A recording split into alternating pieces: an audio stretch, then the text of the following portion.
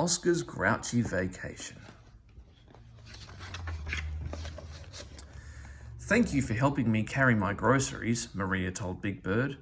"You're welcome," said Big Bird. "I like helping my friends." "So do I," said Maria.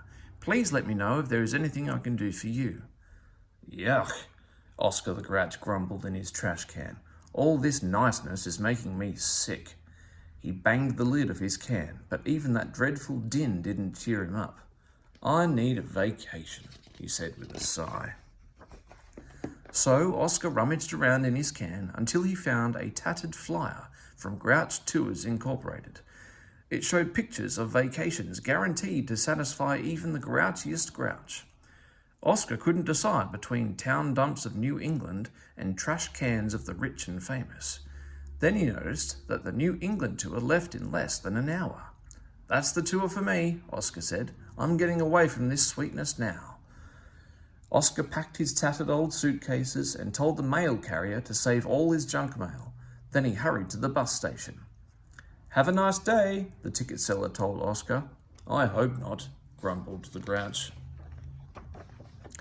And he was so busy grouching that he forgot to find out where to wait for his bus.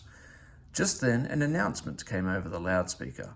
"Fall Foliage and Fun Tour departs in 1 minute. Grouch Tour Bus leaving now." So Oscar ran to the nearest platform. As soon as the bus started moving, Oscar noticed that all the other passengers were neat and cheerful. When he asked where they were going, he was told, "This is the Fall Foliage and Fun Tour."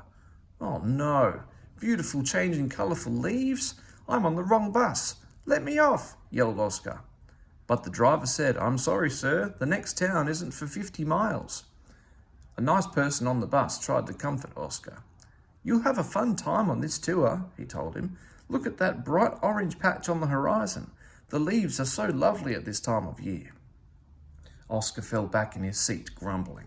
"I might as well have stayed on Sesame Street." The bus stopped at the side of the road, and all the passengers got off to look at the dazzling autumn leaves. "Look at that bright yellow tree," said a cheerful child. "I like the red ones," another child chimed in. Oscar didn't like the bright colours, but he did enjoy the way the leaves blew everywhere, sticking to sweaters and getting tangled in fur and piling up in messy heaps. The next stop was the beach. Oscar ignored the glittering ocean waves and the white sand. Instead, he looked for litter and old soda bottles in the dunes. He watched the eagles break open mussels on the rocks, scattering shells everywhere, and he liked the seaweed the waves left behind. When the tour stopped at a farm stand, Oscar couldn't find anything at all to please a grouch. There were neat pyramids of fresh apples and pears, carefully arranged jugs of apple juice, and shelves of homemade jams, jellies, and pies. It was enough to make a grouch scream. Oscar took a deep breath.